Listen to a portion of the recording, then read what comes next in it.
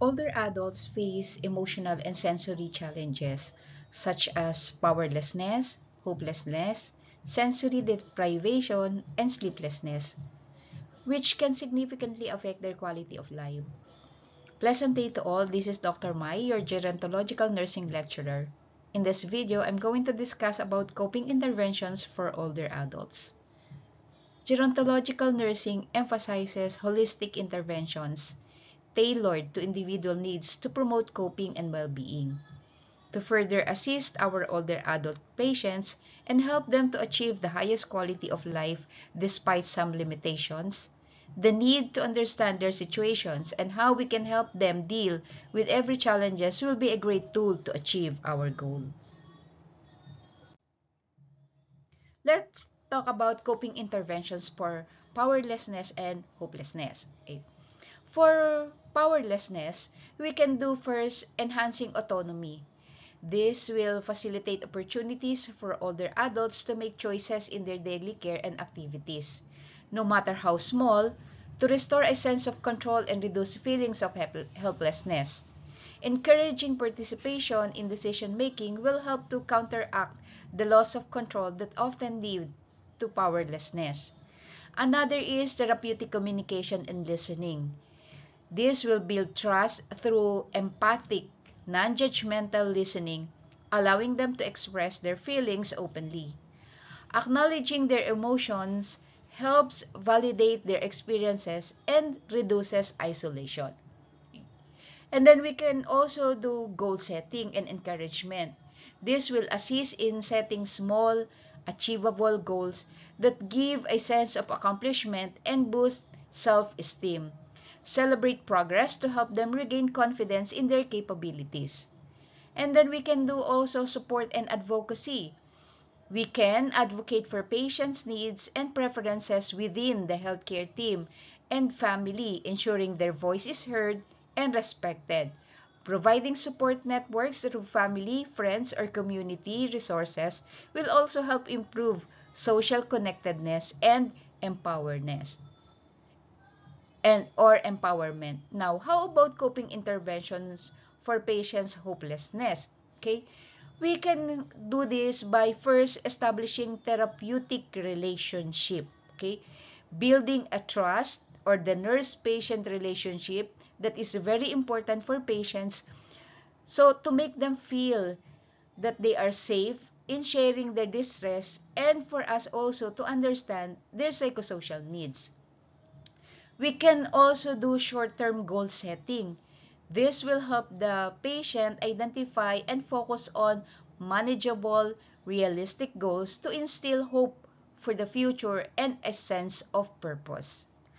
We can also do cognitive behavioral techniques by encouraging or to encourage reframing negative thinking patterns through techniques like positive affirmation and mindfulness to promote a more hopeful outlook. Okay, another intervention for hopelessness is to encourage social engagement. This will facilitate involvement in support groups, social activities, or spiritual care that fosters connectedness and reduces feelings of despair. We can also do referral for professional mental health support when hopelessness is severe or prolonged. We can recommend counseling or psychiatric evaluation to provide specialized care and interventions. These interventions for powerlessness and hopelessness target the emotional and psychological dimensions of the two problems, powerlessness and hopelessness, in older adults. This will foster resilience and emotional well-being through supportive, patient-centered nursing care. Now, how do we help them cope with sensory deprivation? Okay, in this part, we are going to discuss coping interventions for sensory deprivation. The first of the intervention that we can recommend to our patient will be the very basic environmental modifications.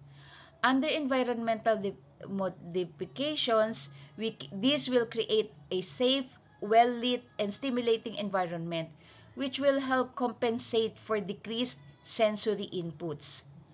Adequate lighting will enhance visual perception of the older adults, reduce background noise to improve hearing, and minimize clutter to prevent sensory confusion.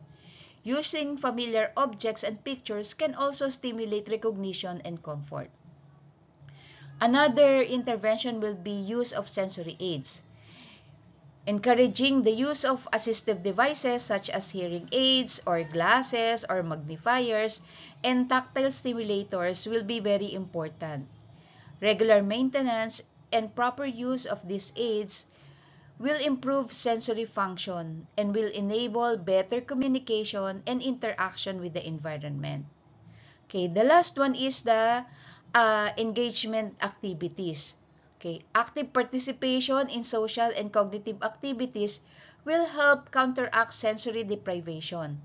Activities like group conversations, puzzles, music therapy, light physical exercises to stimulate their senses, reduce isolation, and promote mental alertness. Okay, another intervention, we can also recommend the regular sensory assessment.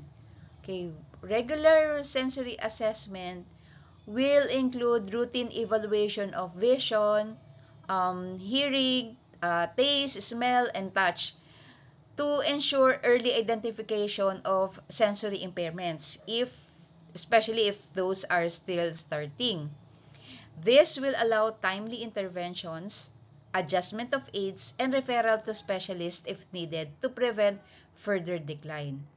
Okay, these interventions for sensory deprivation will promote sensory input, reduce isolation, and improve the quality of life of our older adult clients experiencing sensory deprivation, aligning with the holistic and patient-centered approach emphasized in our care of the older clients.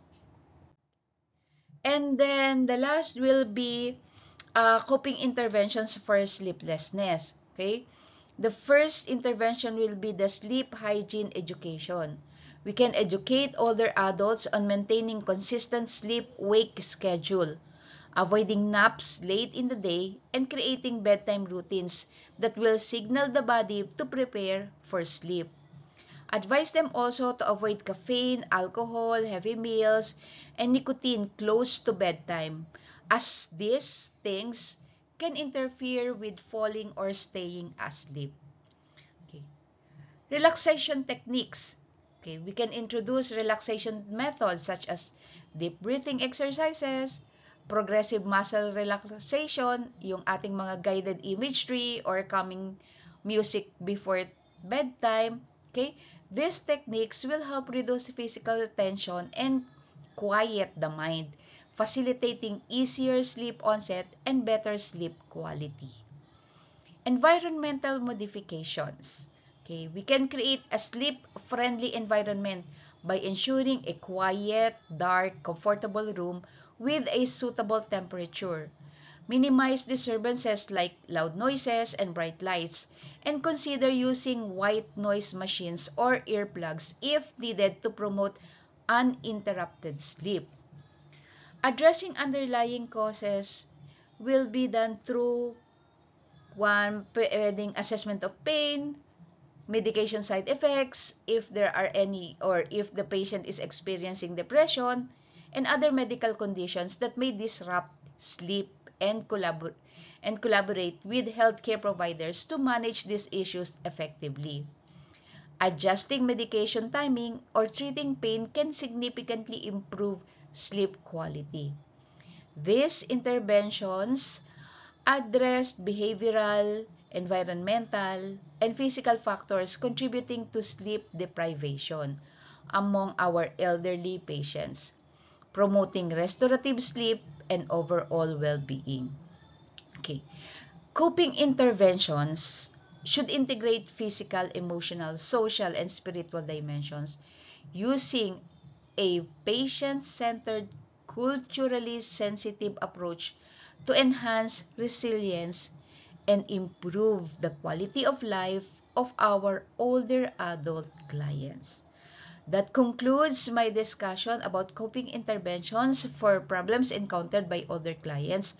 I hope I was able to share something with you. Again, thank you very much for listening.